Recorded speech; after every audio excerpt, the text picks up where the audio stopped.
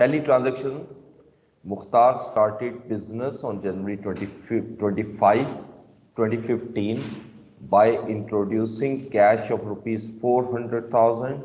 He also brings his personal car whose today's market value is 300,000 and bought some years ago at rupees 550,000.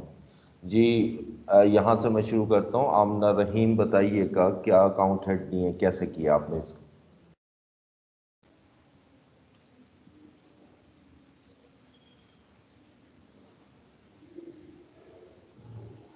जी आमना रहीम।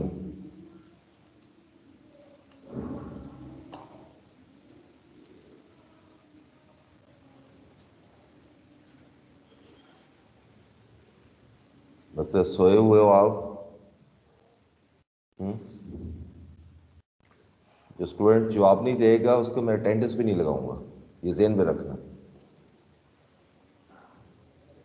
उसके आज absent लगेगी अगर जवाब नहीं दोगे। चलें जी, नेक्स्ट स्टूडेंट। जी इधर से शुरू कर लेते हैं। जी अली आप बताएं।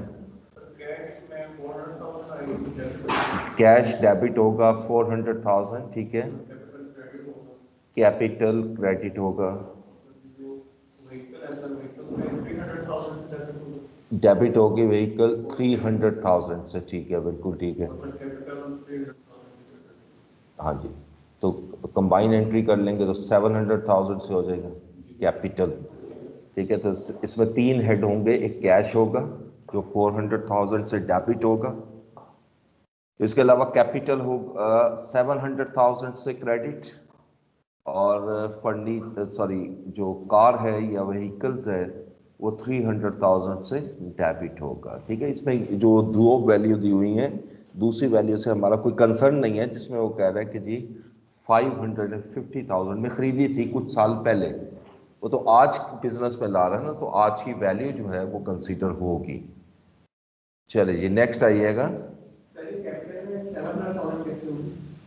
दोनों चीजें लेके आ रहा है ना बिजनेस में, दोनों कैश भी ला रहा है बिजनेस में और गाड़ी भी ला रहा है जी, आज की मार्केट वैल्यू, तो दोनों को प्लस कर लोगे तो बिकम्स अ कैपिटल, ठीक है जी। ये सारे हेड और सारी एंट्रीज जो है ना आपके डेबिट क्रेडिट सही होने चाहिए।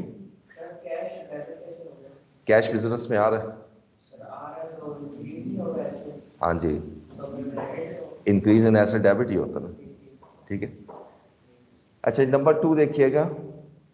Purchased furniture from Standard Furniture Shop ₹70,000 to be used in business on January 27, 2015. जी अक्सा अख्तर। अस्सलाम वालेकुम सर। वालेकुम। सर इसमें फर्नीचर आएगा और अकाउंट्स पेएबल आएगा। जी बिल्कुल ठीक है। और फर्नीचर क्या होगा, डेबिट या क्रेडिट? सर फर्नीचर डेबिट होगा 70,000 से और ठीक है, अकाउंट्स पेएबल क्रेडिट होगा 70,000 से। ठीक है, बिल्कुल सही है जी, एब्सोल्युटली। इसमें डेबिट होगा फर्नीचर, ठीक है, और फर्नीचर डेबिट होगा 70,000 से, और स्टैंडर्ड फर्नीचर स्टोर जिसको पेबल भी कह सकते हो वो क्रेडिट होगा, ठीक है, 70,000 से। Yes sir. Third, the paid wages to carpenter ₹20,000 for fixtures on January 31, 2015. जी अच्छा, एक वेजेस होगा, एक कैश होगा। अच्छा फिर वेजेस से डेबिट होगा या क्रेडिट, और कैश होगा क्रेडिट। अच्छा कोई और स्टूडेंट जो इनसे इख्तलाफ रखने का जसारत करे जी? सर ये कैश के बजाय अमाउंट पेबल यार यहाँ पेड का वर्ड है, वो तो कैश ही होगा। एक्सपेंस होगा दूसरा एक्सपेंस तो देखो एलिमेंट है ना, हेड ऑफ अकाउंट की बात हो रही, इसका मतलब ठीक कहा इन्होंने, ठीक कहा है।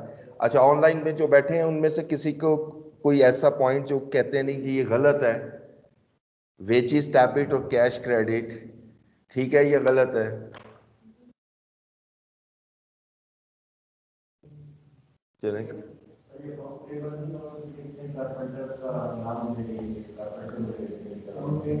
पेड लिखा हुआ ना, पेड का मतलब कैश ही होता ना।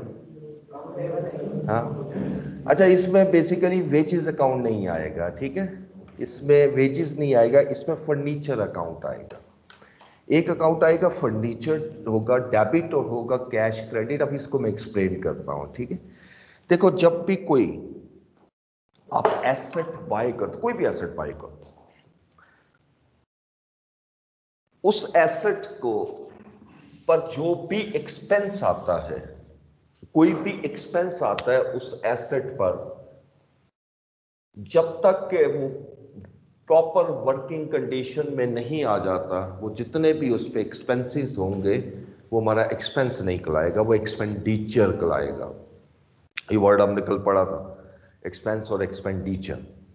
वो उसी एसेट की कॉस्ट में ऐड होगा। मिसाल के तौर पे, ये आप एयर कंडीशनर लाते हैं, ये लगा हुआ स्प्लिट एसी, बिल्कुल पैक नया, और 1 लाख रुपए का लेके आते हैं, इसको लाने का खर्चा भी होगा, ठीक है ना। आखिर खुद ब खुद तो नहीं चल के आएगा ना, वहाँ शॉप से या जहाँ से भी ला रहे हो अपनी प्रेमिसेस पर लेकर आओगे तो कुछ ना कुछ तो एक्सपेंस होगा, फिर इसको इंस्टॉल भी तो करोगे ना। अच्छा, अगर मैं ये ना करूँ, इंस्टॉलेशन के एक्सपेंसेस ना लगाऊं, तो क्या फर्क पड़ता है, चलेगा? नहीं। इसका मतलब कुछ एसेट्स ऐसे होते हैं जिनको जब तक प्रॉपर वर्किंग कंडीशन में ना लाया जाए उस पर एक्सपेंसेस करने पड़ते हैं, और जितने भी एक्सपेंसेस उस पर करेंगे, याद रखिएगा, वो उसी कॉस्ट ऑफ एसेट में ऐड हो जाए, वो उसी की एज कॉस्ट में एसेट हो। इसी तरह जब आप फर्नीचर बाय करते हो, जैसे पिछली एडजस्टमेंट में हमने कुछ फर्नीचर बाय किया, अब बहुत सा फर्नीचर ऐसा होता है कि वो आप एज इट इज रखते हो, उसको फिक्स करते हैं। हो सकता है फर्नीचर के अंदर अलमीरा भी हो, फर्नीचर का वर्ड है ना, फर्नीचर में ये तो नहीं लिखा चेयर है, टेबल्स हैं, फर्नीचर के अंदर कई किस्म की चीजें हो सकती हैं। इवन दैट के फर्नीचर भी ऐसे, चेयर्स भी ऐसी होती है जिसको फिक्स किया जा सकता है, ठीक है। तो उसके ऊपर कारपेंटर को आप पेमेंट कर रहे हो इंस्टॉल करने के लिए, उसको फिक्स करने के लिए, तो याद रखिएगा ये वेजेस नहीं होगा, इसका हेड ऑफ अकाउंट आएगा फर्नीचर। ये फिक्सचर, ये पूरा हेड होता है फर्नीचर एंड फिक्सचर, ठीक है। तो अगर फर्नीचर का वर्ड आ गया तब भी फर्नीचर एंड फिक्सचर लिखोगे, फिक्सचर का वर्ड आ गया तब भी फर्नीचर एंड फिक्सचर लिखोगे, ठीक है। यहां पर अब हेड मैं दोबारा बोल देता हूं, एक हेड आएगा फर्नीचर एंड फिक्सचर, 20,000 है डेबिट, और फिर 20,000 आप क्रेडिट करोगे कैश को। नेक्स्ट थी मेरे पास ही, paid wages to carpenter for fixtures, sorry हो गया, paid salaries to staff, ₹20,000 on January 31, 2015। जी, तो ये मैं क्वेश्चन कर रहा हूं जी, ईमान सर्वर, बताइए इसमें कौन से हेड आपने लिए?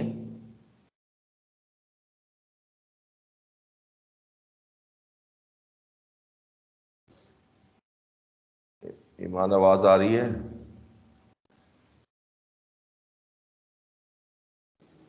मुझे लगता है सोए हुए आज सारे। क्या मसला? अभी तो सुबह सुबह है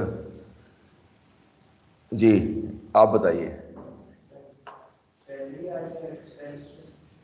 एक सैलरीज एक्सपेंस आ जाएगा, ठीक है, ठीक है, बिल्कुल सही है, कैश 20,000, ये तो सिंपल एंट्री है। सैलरीज एक्सपेंस इसमें डेबिट होगा और कैश क्रेडिट होगा। अच्छा, उसके बाद number 5 transaction, taken loan of ₹200,000 at 15% per annum interest from Habib Bank Limited on January 1, 2015। 1 फरवरी को आपने हबीब बैंक से 2 लाख रुपए का लोन लिया 15% इंटरेस्ट पर, ठीक है जी। फहद अली, अब बताइए इसमें कौन से हेड्स आपने यूज किए? सर एक कैश होगा, एक कैश होगा और एक लोन। और एक लोन होगा। कैश कितनी अमाउंट से आएगा और लोन कितनी अमाउंट से, और क्या डेबिट होगा क्या क्रेडिट होगा? सर कैश डेबिट होगा 200,000 से ठीक है और लोन क्रेडिट होगा 200,000 से। जी, बिल्कुल ठीक है। इसमें कैश डेबिट करोगे 200,000 से और लोन को, बैंक लोन को क्रेडिट कर दोगे 200,000। जी जी, बिल्कुल ज़्यादा होगा। पहली बात तो याद रखिएगा कि इंटरेस्ट किससे रिलेट करता है, आज से या फ्यूचर से, ये बता दो। फ्यूचर से, तो फिर ये जब पे करेंगे तब रिकॉर्ड होगा ना। एग्रीमेंट तो आज होना ही होना है ना। अगर मैं लोन लेने जाता हूं तो बैंक मुझे बताएगा तो सही ना कि मैं कितना इंटरेस्ट आपसे चार्ज करूंगा, लेकिन अभी इंटरेस्ट मैंने पे तो नहीं किया ना। तो इंटरेस्ट अभी तो मैंने सिर्फ लोन लिया है, तो लिहाजा इंटरेस्ट आगे कहीं हमारा जहां पेमेंट करेंगे वहां यूज करेंगे। ठीक है। अच्छा जी, transaction number 6, paid for purchase of air conditioners for rupees 110,000 on February 6, 2015, including installation cost of rupees 10,000। जी लाइबा, आप बताइएगा इसका क्या क्या हेड लिए हैं आपने। सर इसमें एक कैश अकाउंट आएगा, कैश अकाउंट क्रेडिट 110,000 से, ठीक है और दूसरा एयर कंडीशनर अकाउंट डेबिट 110,000 से। ठीक है, बिल्कुल सही है। इसमें डेबिट करेंगे, यानी डेबिट हो जाएगा एयर कंडीशनर, जिसके लिए हम एक हेड और भी यूज करते हैं। एयर कंडीशनर की जगह अगर हम हेड ऑफ अकाउंट यूज कर लें इलेक्ट्रिक अप्लायंस या इलेक्ट्रिक इक्विपमेंट, ऐसे इसको इक्विपमेंट नहीं कहते, अप्लायंस ही कहते हैं, अप्लायंसेस होते हैं।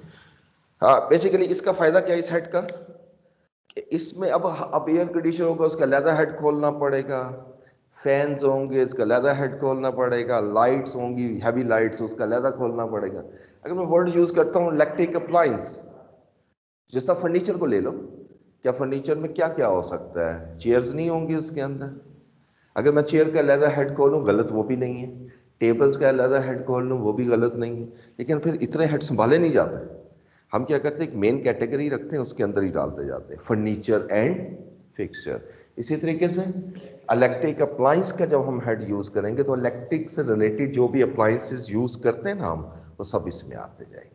गलत नहीं है ये भी एयर कंडीशनर, ठीक है, वो भी ठीक है जिसने लिखा है बेशक लिखे, लेकिन सीखने के लिए ऐसी चीजें अब आप जी। अकाउंट हेड एक इलेक्ट्रिक अप्लायंस हो जाएगा, वो डेबिट हो जाएगा, और कैश क्रेडिट हो जाएगा 110,000। ठीक है। अब इसमें इंस्टॉलेशन कॉस्ट जो दी हुई है वो कंफ्यूज करने के लिए, वो इसमें शामिल है, ऑलरेडी इंक्लूड है, और हमने शामिल करनी थी ना, पहले पढ़ा हमने, तो लेकिन ऑलरेडी इंक्लूड है तो इसलिए कुछ भी ना करो।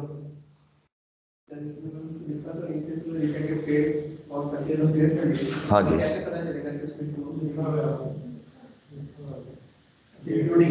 जी जी, आगे लिखा हुआ इंक्लूडिंग। ठीक है। अच्छा जी, नंबर 7 ट्रांजैक्शन की तरफ आइएगा। Purchase merchandise for cash rupees 200,000 on February 7, 2015। जी आप बताइएगा। ठीक है, परचेजेस, ठीक है। अब डेबिट क्या होगा इसमें,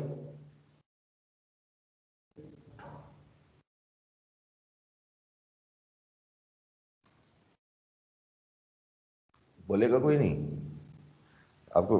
अब मेरी आदत की नहीं बात, कोई और बोल पड़ा तो मैं सारा क्वेश्चन बोर्ड पे उससे करवाता होता हूँ, इस ज़हन में रखिएगा। अगर किसी को मैंने देख लिया बीच में उसको लुकमा देते हुए, फिर अगला सारा क्वेश्चन वो बोर्ड पे करेगा। जी, परचेजेस क्या होगा, डेबिट या क्रेडिट, डेबिट, ठीक है, और कैश क्रेडिट होगा 200,000 से। ये डेबिट भी 200,000 से है और क्रेडिट भी 200,000।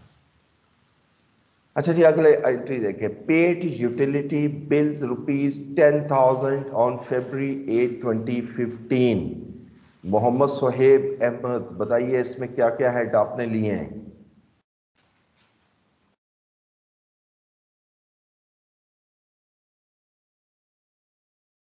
मोहम्मद सुहेब जी।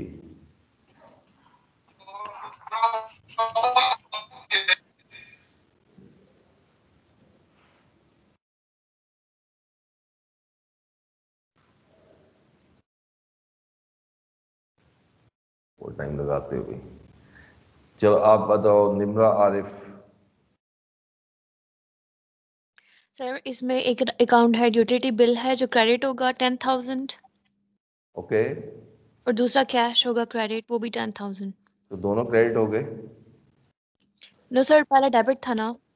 अच्छा, इट्स ओके। यूटिलिटी एक्सपेंस जो है वो पहला है डेबिट होगा 10,000 से, और फिर कैश हमारा क्रेडिट होगा 10,000 से। ठीक है जी। अगर पे नहीं हुआ, अगर पे ना हो तो लाइबिलिटी रहेगी ना। अभी देखिए ना, पेड का वर्ड है, मतलब बिल आया साथ ही पे कर दिया तो लाइबिलिटी नहीं रही। अच्छा जी, नेक्स्ट आइएगा, paid for refreshment of guest ₹20,000 during inauguration ceremony of business on February 10, 2015। जी, तो शायान समी बताइए इसमें कौन से हेड आएंगे। सर इसमें एक रिफ्रेशमेंट जी, एक्सपेंस ठीक है, और कैश अकाउंट ठीक है। 20,000 दोनों होगी। तो डेबिट कौन सा होगा इसमें। सर रिफ्रेशमेंट एक्सपेंस डेबिट होगा और रिफ्रेशमेंट कैश जी क्रेडिट। बिल्कुल ठीक है, रिफ्रेशमेंट एक्सपेंस इसमें डेबिट होगा और कैश इसमें आप क्रेडिट करोगे जी। Transaction number 10, purchased goods from Jamal Sons worth ₹80,000 subject to 10% trade discount on February 12, 2015। जी, आपसे पहले पूछा था, आपसे पूछा था। अच्छा, चल ठीक है।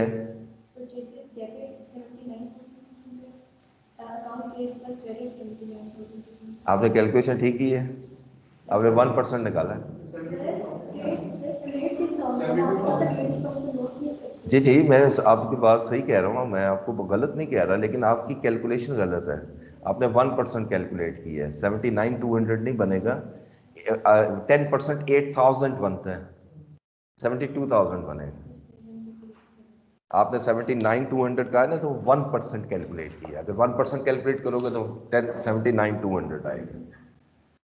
ठीक है, तो एक हेड इसमें आ गया परचेस, और एक आ गया अकाउंट्स पेबल जिसको जमाल सन। अच्छा, इसमें ज़रा नाम लिखिएगा क्योंकि आगे जो अकाउंट्स मैंने बनवाने हैं ना, वो ज़रा नाम से बनवाने हैं। अकाउंट पेबल लिखे ना, आगे नाम लिखना है आपने। तो ये अमाउंट आएगी 72,000 की, क्योंकि इसमें 10% ट्रेड डिस्काउंट भी है, वो लेस करना है। हमने ट्रेड डिस्काउंट को अकाउंट में शो नहीं करना होता। नेक्स्ट देखिए, goods sold for cash ₹60,000 on February 15, 2015। आपने 60,000 की गुड्स सेल की हैं और कैश पे सेल की है। सैयद अम्माज अहमद, आप बताइएगा। सर इसमें अकाउंट हेड होगा सेल, और वो क्रेडिट होगा 60,000 से, गुड, और दूसरा अकाउंट हेड होगा कैश, और वो डेबिट है 60,000 से। बिल्कुल ठीक है। सर ग्रेट, वो सुहेब कह रहा था मेरा इंटरनेट इशू है। इंटरनेट इशू है। अच्छा, मोहम्मद सुहेब। चले कोई बात, कोई बात। अच्छा जी, number 12, goods sold to AP Khan ₹40,000 on February 17, 2015। अच्छा, अब ये एंट्री मैं यहाँ से कर लेता हूँ जी, पीछे सबसे भी एक पे।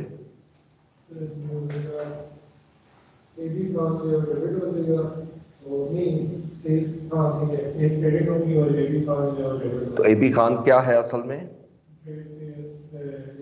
रिसीवेबल। ठीक है, अकाउंट रिसीवेबल जो है जिसको एबी खान कहोगे वो डेबिट हो जाएगा 40,000 से, और सेल्स क्रेडिट होगी 40,000।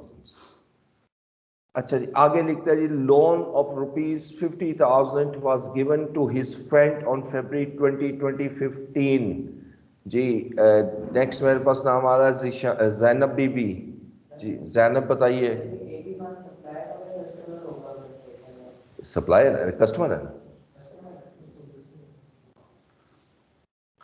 जी। जैनब सर इसमें लोन दिया है ना, तो मतलब जी, उसमें लोन क्रेडिट हो जाएगा फिर 50,000 से। लोन दिया है तो एसेट हुआ ना। सॉरी सर, यस एसेट होगा हाँ जी, एसेट डेबिट हो जाएगा, ठीक है। और तो फिर कैश क्रेडिट हो कैश जाएगा। क्रेडिट, तो कैश आप दे रहे हो, ठीक है। और इसमें आपने हेड पूरा लिखना है लोन टू फ्रेंड, ठीक है, क्योंकि लोन लिखोगे तो वो लाइबिलिटी हो जाती है जी। इसमें एक हेड होगा लोन टू फ्रेंड, ये एसेट है और एसेट इंक्रीज हो रहा है और इंक्रीज इन एसेट डेबिट होगा, ठीक हो गया।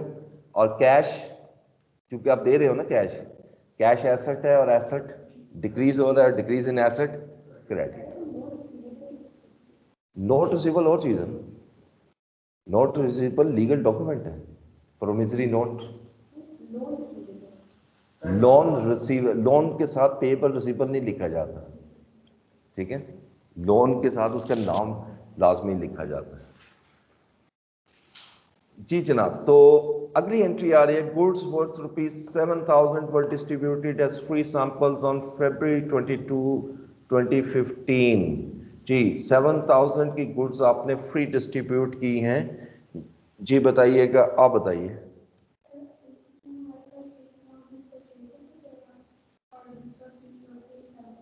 जी,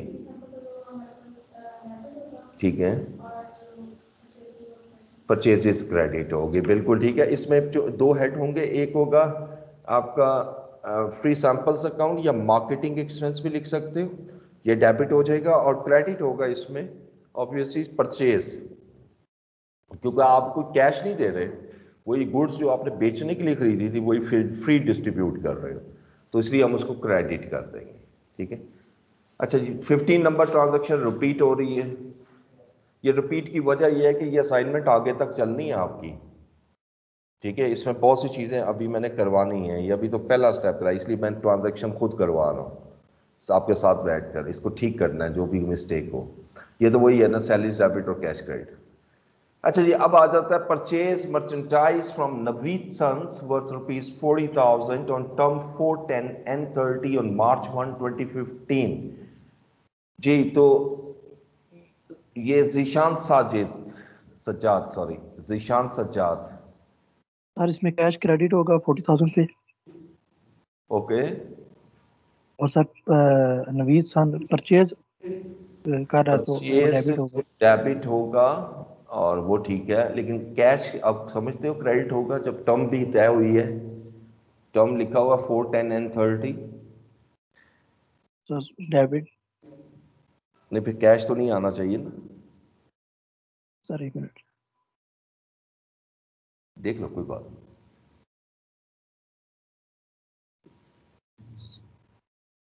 सर फिर जी ठीक है ना, आप वो लिख रहा है purchase merchandise from Naveed Sons worth 40,000 on terms 4, 10 and 30।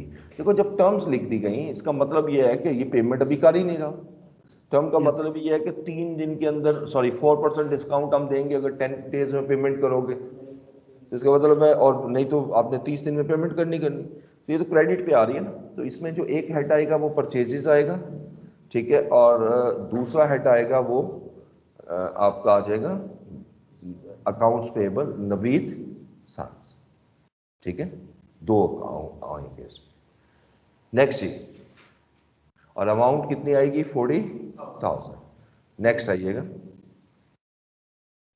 paid ₹15,000 for various stationery item purchased on March 3, 2015। Ji 15,000 rupees की आपने बहुत सी स्टेशनरी की आइटम बाय की हैं जी। हमजा मुजाहिद,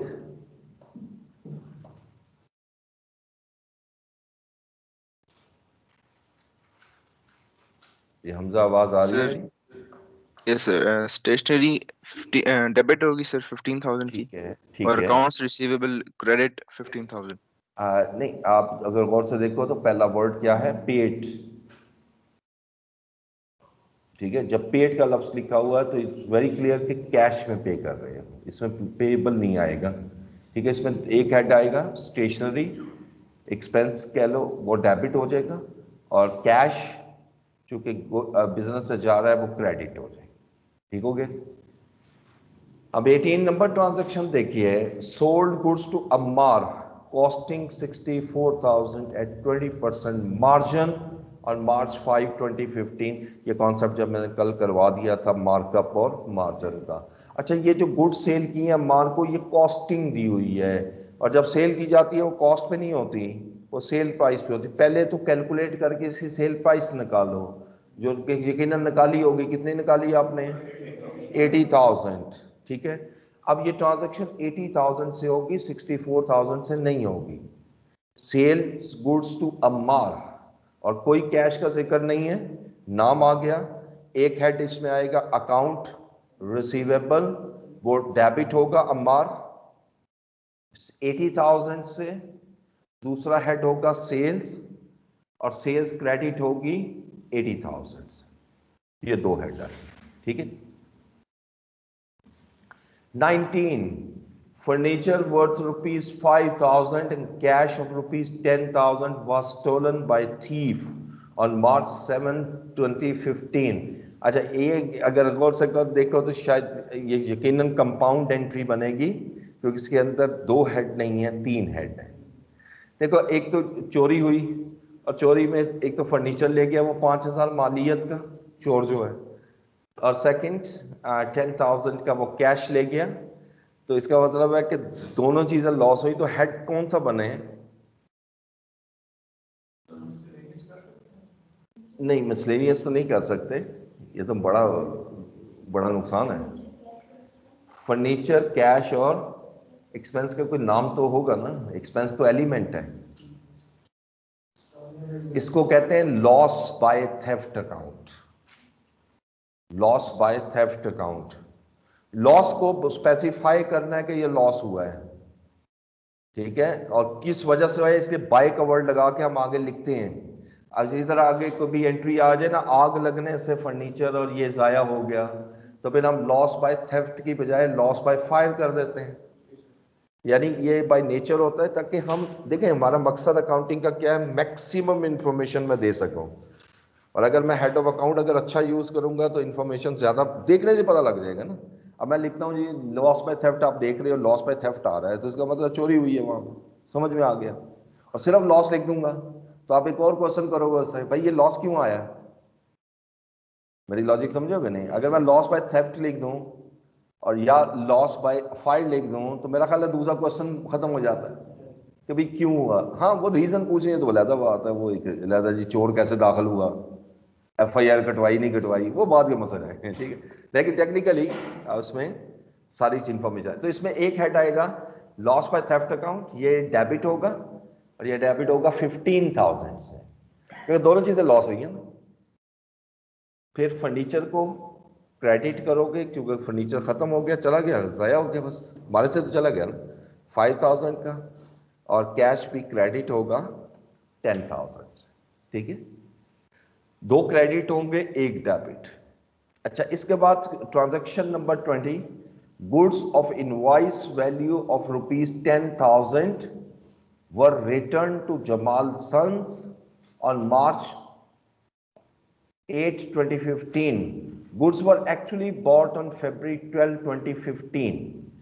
10,000 की इनवॉइस वैल्यू की गुड्स जमाल सन ने वापस कर दी हमें 8 मार्च 2015 को।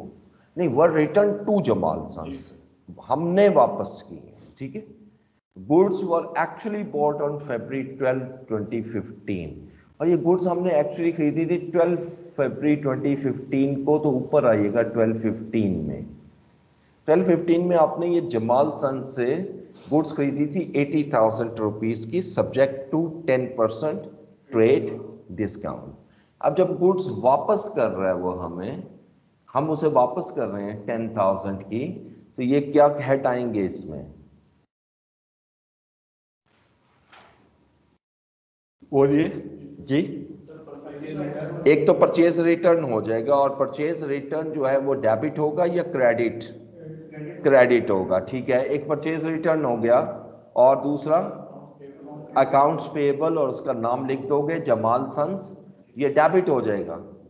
लेकिन सवाल ये है कि अमाउंट कितनी लूं,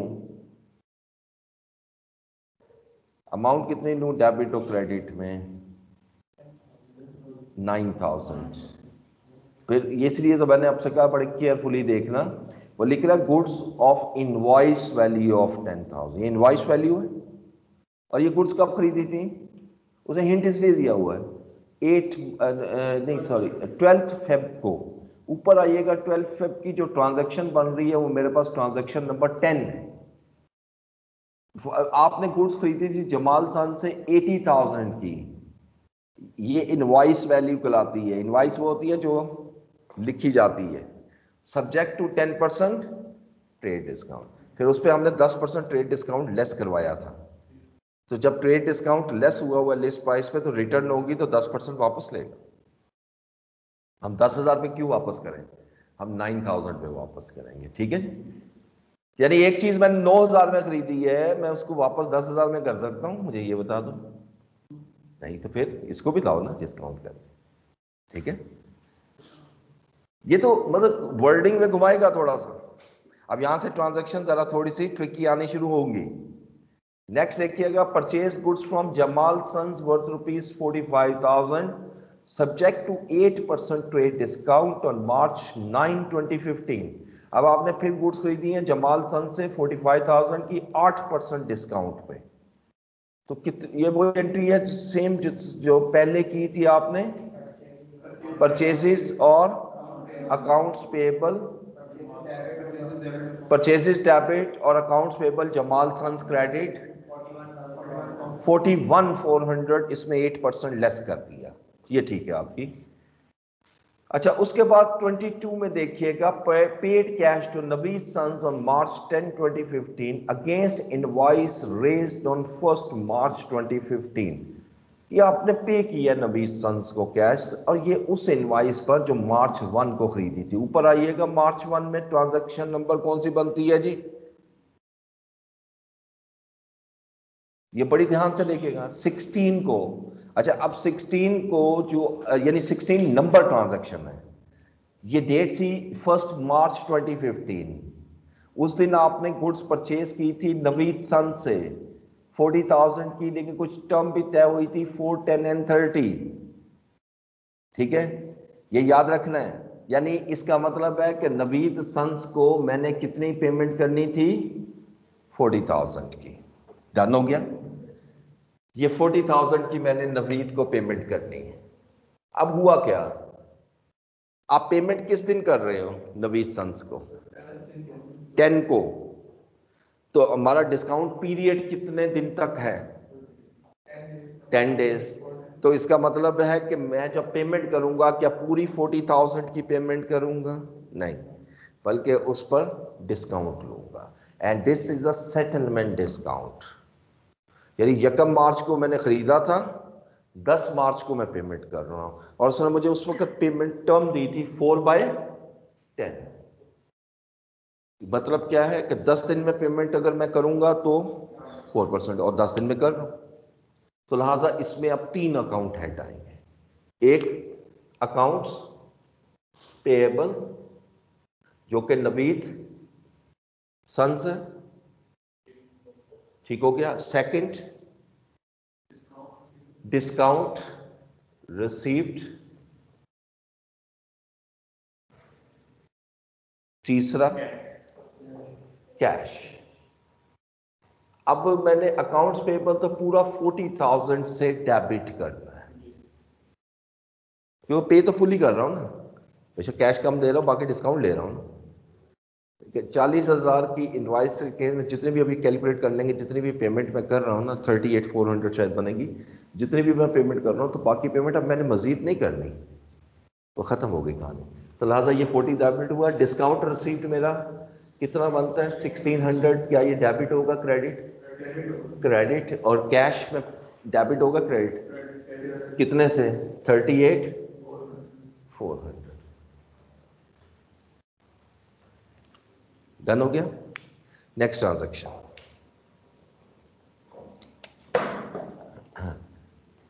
अच्छा, उसके बाद आता है paid cash to Jamal Sons 72,000 March 14। ये तो आसान एंट्री है, आपने कैश पे किया है जमाल सन्स को 72,000 की। अच्छा जी, अब मैं जरा ऑनलाइन देख रहा हूँ कौन नए स्टूडेंट आए हैं। माया मंसूर, आप बताइएगा इसमें कौन से अकाउंट हेड्स हैं, कौन सा डेबिट होगा, कौन सा क्रेडिट होगा।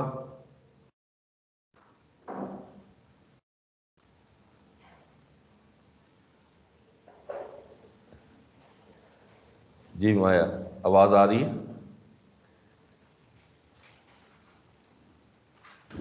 जी आ रही है सर। जी बताइए इसमें कौन से अकाउंट हेड यूज करेंगे।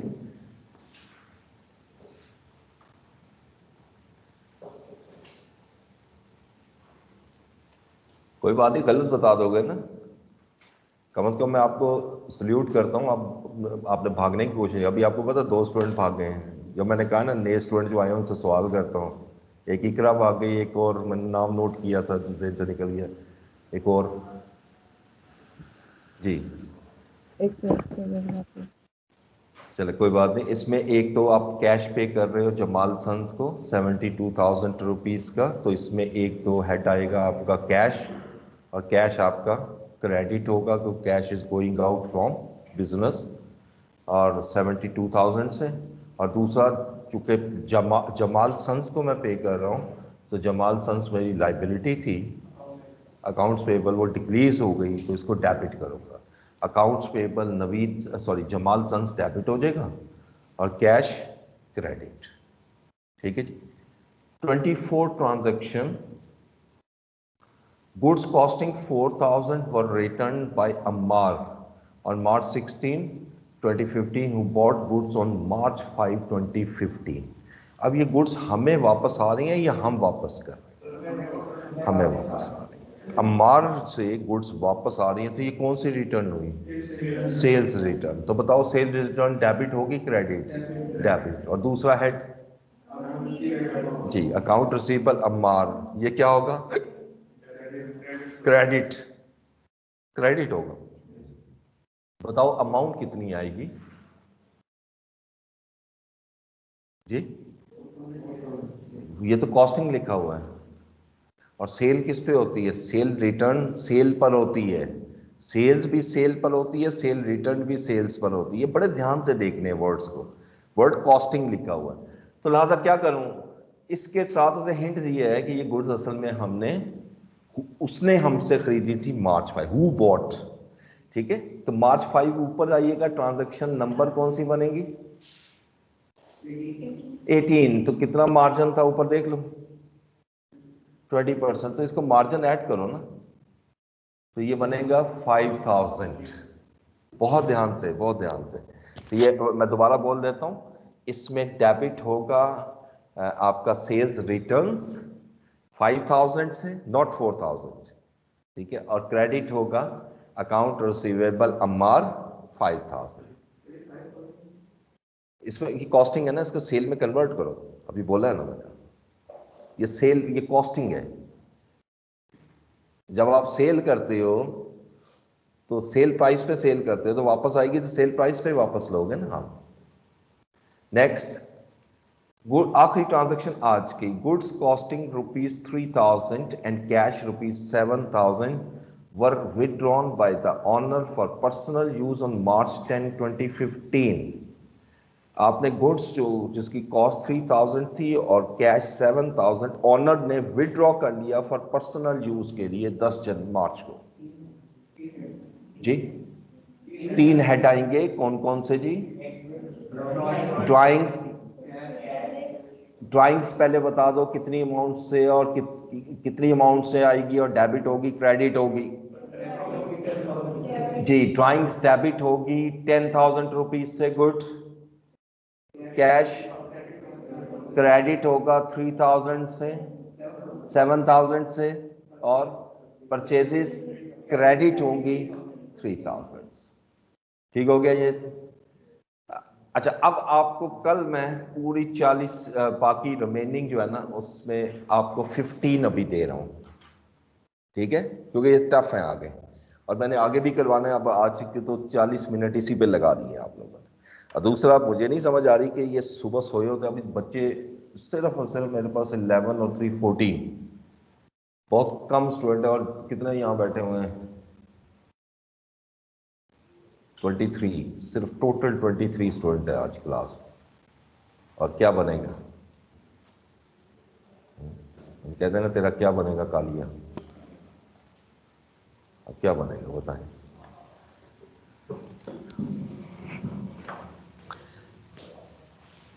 ले जी, अब साथ साथ अब अगला स्टेप भी सीखते जाए। ये तो अभी हम पढ़ रहे थे सीखने के लिए क्या डेबिट होगा और क्या क्रेडिट होगा, और मैंने कहा था कि अब आपने दरमियान वाले दो चीज़ें लिखनी नहीं है, बस दो चीज़ें कर ली, अब वो भी लिखने की ज़रूरत नहीं है। अब सीधा आइएगा जर्नल की तरफ, ठीक है। एक्चुअली हमारी बुक्स होती हैं, बुक्स ऑफ अकाउंट, जिसको हम कहते हैं अकाउंटिंग साइकिल। ज़रा अकाउंटिंग साइकिल पहले देख लें, फिर मैं आपको पूरा समझाता हूँ। ये जो कहते हैं ना how to record a business transaction, और अकाउंटिंग कहाँ तक जाती है, समराइजिंग तक, रिकॉर्डिंग से लेकर समराइजिंग तक। तो ये कैसे मूव करता है, इसमें तीन चीज़ें, तीन सिस्टम नज़र आएंगे आपको, एक ही फ्लो में मैं बना के दूंगा। सबसे पहले तो होती है बिजनेस ट्रांजैक्शन।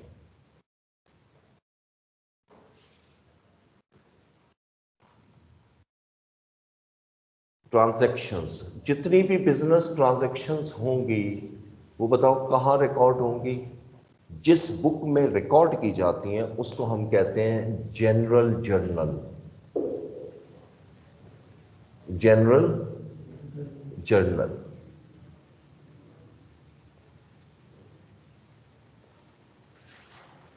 यानी यहां से आपने यहां मूव करना है, जनरल जर्नल से फिर हम जनरल लेजर्स की तरफ मूव करेंगे।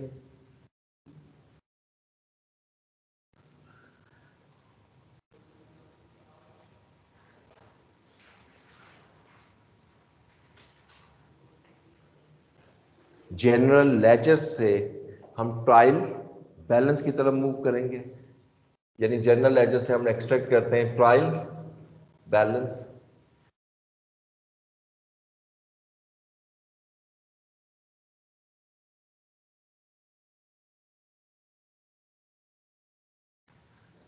ट्रायल बैलेंस, अब ये समझ लो कि ये ट्रायल बैलेंस समझ लो इतना हिस्सा है कि जहां पर ये जितनी आपने ट्रांजैक्शन रिकॉर्ड की इनको वेरीफाई कर रहा है कि ये ठीक है या नहीं, ठीक है, किसी हद तक, बट 100% नहीं।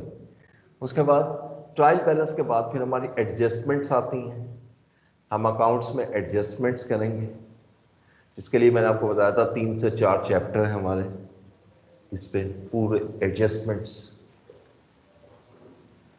एडजस्टमेंट के बाद फिर हमारा पोस्ट एडजस्टेड ट्रायल बैलेंस भी बनता है, पोस्ट एडजस्टेड ट्रायल बैलेंस।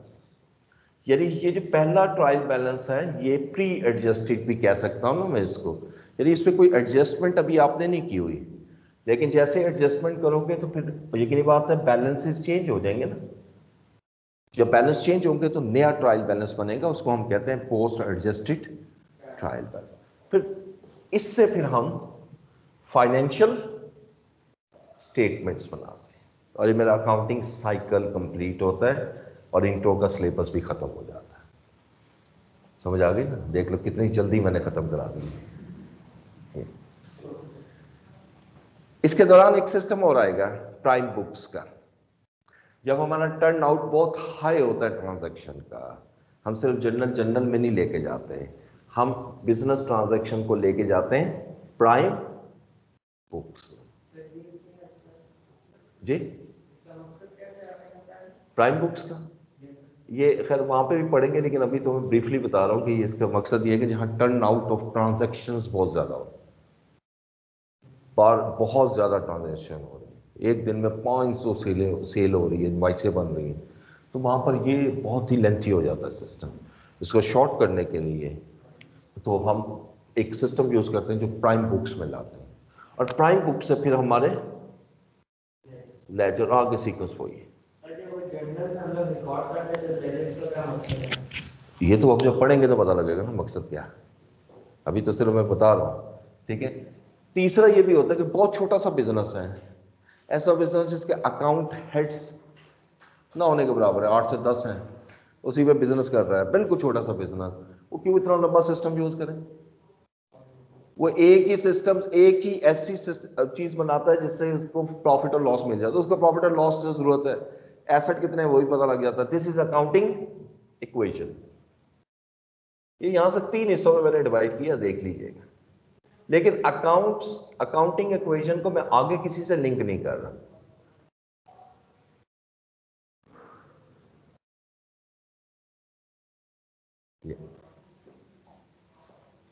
यानी ये 3 सिचुएशन आती, 1, 2 और 3।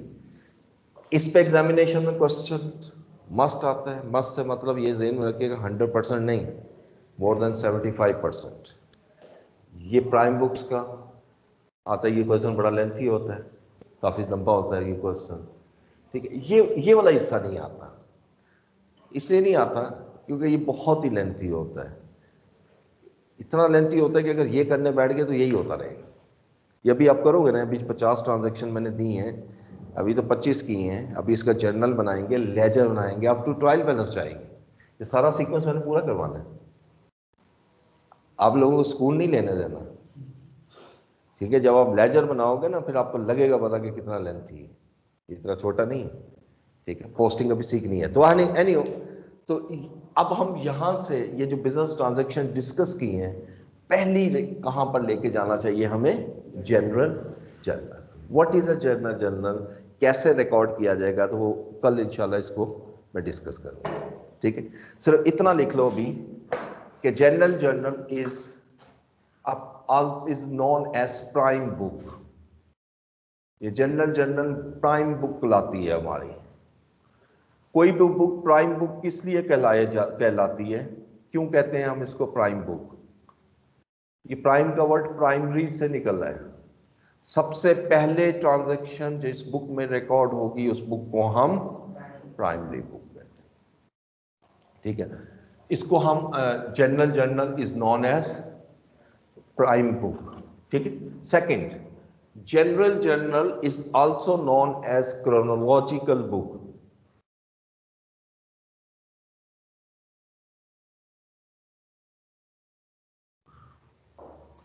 It is also known as chronological book. इसका क्या मतलब होता है chronological? Sir date wise entry हम रिकॉर्ड करते हैं जी, इन ऑर्डर, ठीक है।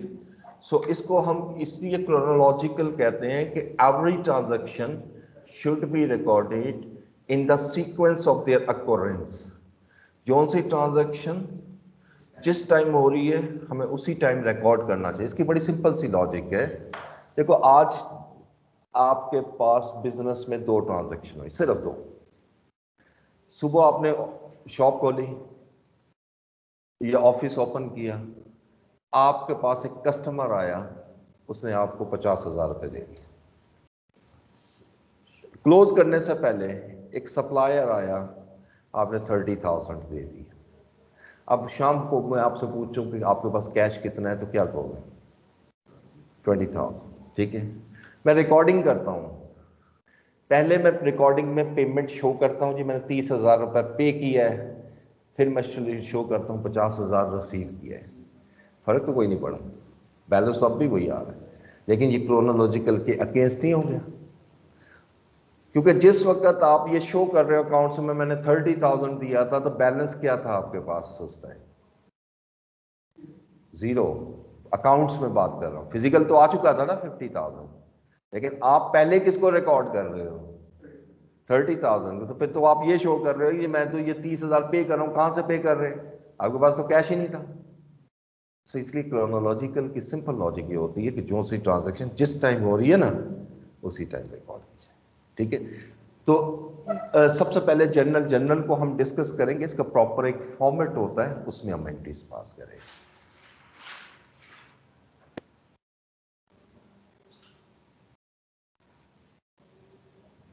अब आपके किसी ने भी कोई क्वेश्चन मुझसे करना हो तो कर लें, अटेंडेंस मार्क करने से पहले।